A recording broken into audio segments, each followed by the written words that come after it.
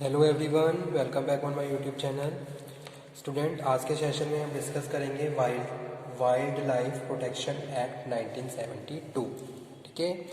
In the previous video lecture we have cover the topic environment protection act the Indian and the forest protection act, वो हमने discuss किया था। यानी कि Indian forest act 1972 हमने अपने प्रीवियस वीडियो लेक्चर में डिस्कस किया था, जिसमें हमने बात करी थी ऑब्जेक्टिव ऑफ द एक्ट, और उसके बाद इम्पॉर्टेंट डेफिनेशंस हमने डिस्कस करी थी, और उसके बाद हमने डिस्कस किया था power of the forest officers. ठीक है। और the certain provisions for the violation of this act we have already discussed. Now we are going to start wildlife protection act. तो स्टार्ट करते हैं। सबसे पहले ऑब्जेक्टिव, क्यों ये एक्ट बनाया गया, क्या इसके पीछे सर्टेन ऑब्जेक्टिव्स थे। तो सबसे पहले स्टूडेंट हम बात कर रहे हैं objective of this act, protection, maintenance and life supporting system. ठीक है।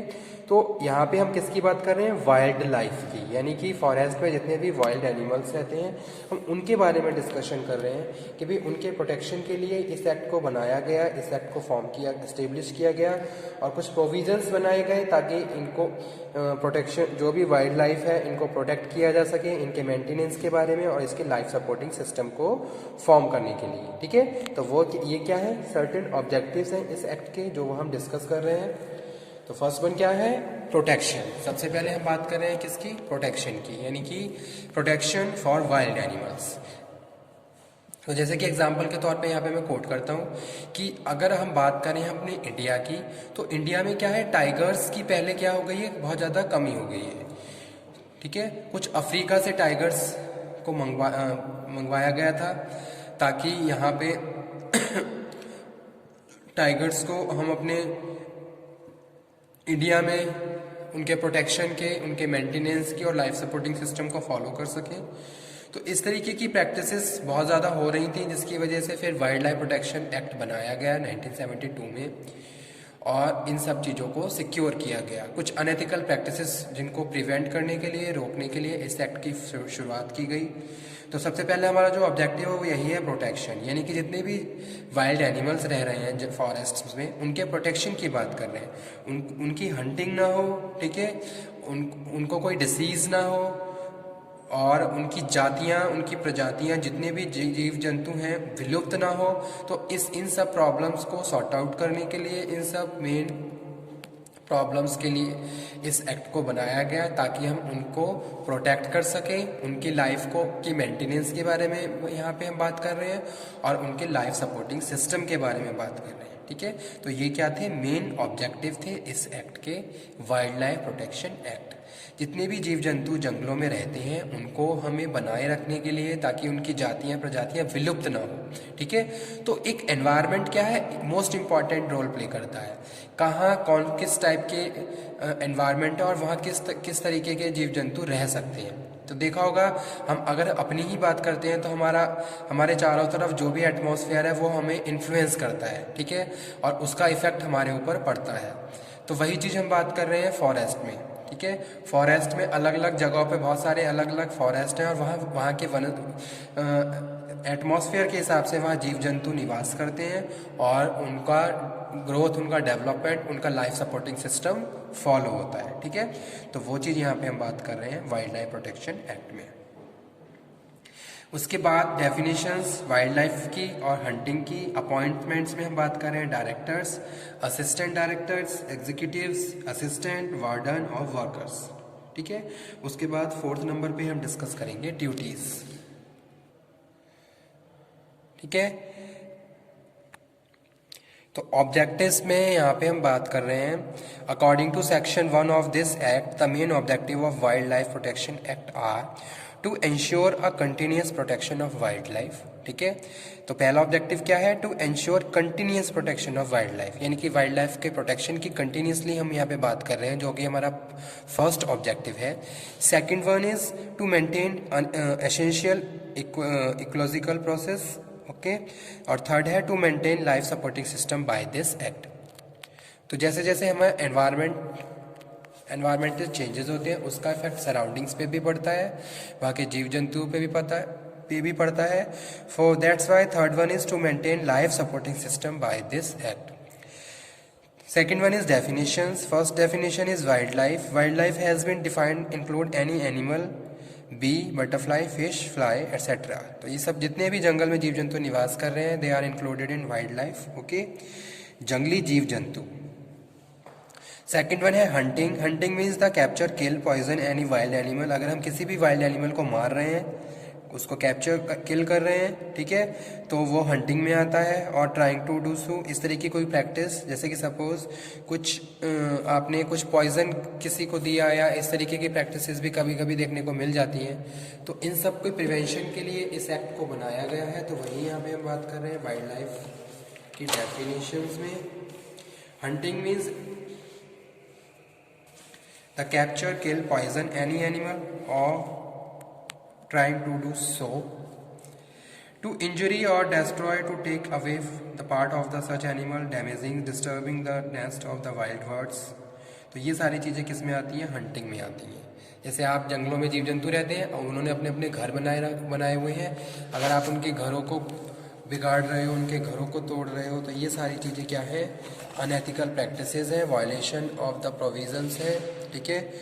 Detail about this act: appointment of the director, chief wildlife warden and other officers. According to section 3 of this act, the central government may appoint। ठीक है, तो जो appointments हैं किसके द्वारा करी जाती है? सेंट्रल गवर्नमेंट के द्वारा करी जाती है। जहां हम बात कर रहे हैं अपॉइंटमेंट ऑफ डायरेक्टर्स की, यानी कि डायरेक्टर्स को अपॉइंट किया जाता है, चीफ वाइल्ड वार्डन को अपॉइंट किया जाता है, और अदर ऑफिसर्स जो कि अपनी सर्टेन जो प्रोविजंस हैं उनको फॉलो करते हैं, ठीक है।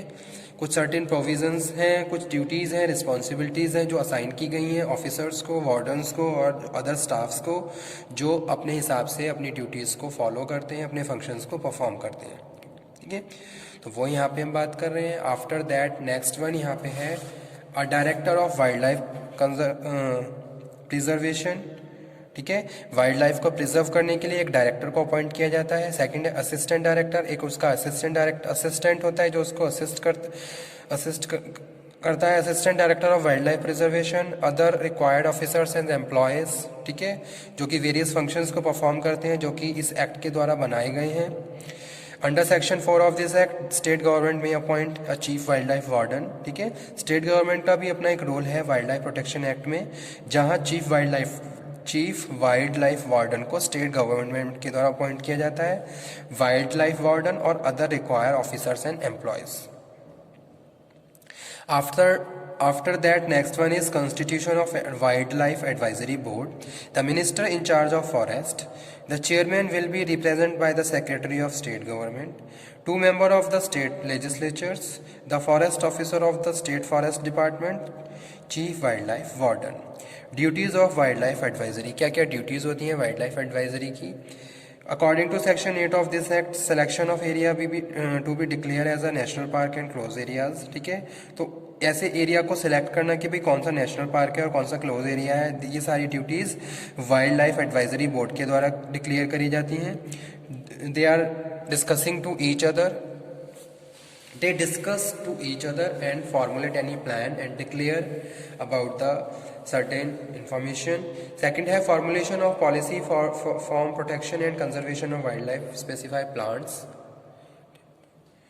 Third है measure to be taken for the harmonic need for the forest protection and conservation.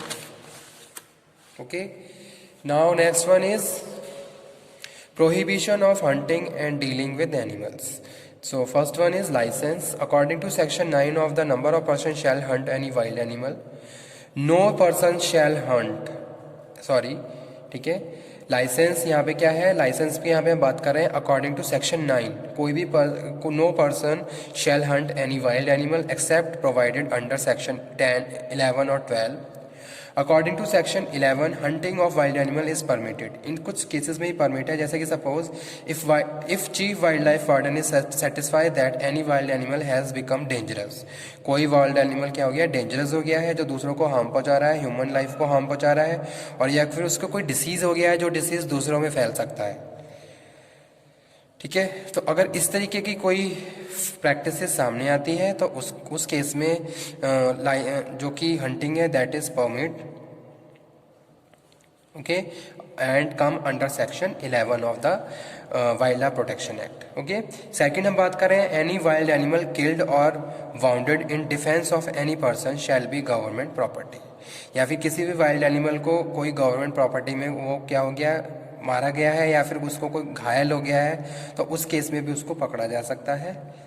ठीक है, तो वहाँ पे भी ये प्रोविज़न है। According to Section 12, Chief Wildlife Warden by an order in writing stating the reason, ठीक है, जो चीफ वाइल्ड लाइफ होती है उसको ऑर्डर देना होता है, कुछ रिटर्न फॉर्मेलिटीज पूरी करनी होती हैं, and allowing him to hunt any wild animal specified in such permit for the purpose of education, या फिर कोई एजुकेशन का पर्पस है, scientific research and development, research and management का काम है, कलेक्शन ऑफ स्पेसिमेंस का काम है, या फिर for the manufacture of life saving drugs.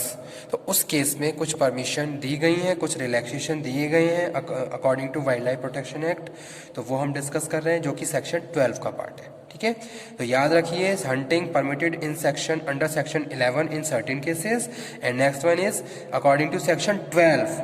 ठीक है, सेक्शन 12 में हम बात कर रहे हैं permission for the education purpose, scientific research and development and management, collection of specimens for the manufacture of life saving drugs.